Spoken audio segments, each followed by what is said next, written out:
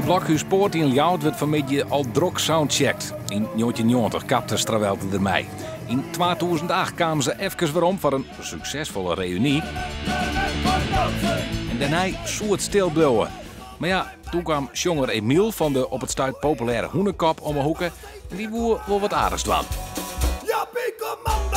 Maar als je twaalf als bands geven 12 heel uur lang op het podium staan. En dan komen 2 drumstellen te staan. Wie spelen nummers van de Hoenekop, wie spelen nummers van Strawelte, wie spelen nummers te Gerre en al uw hits komen voorbij.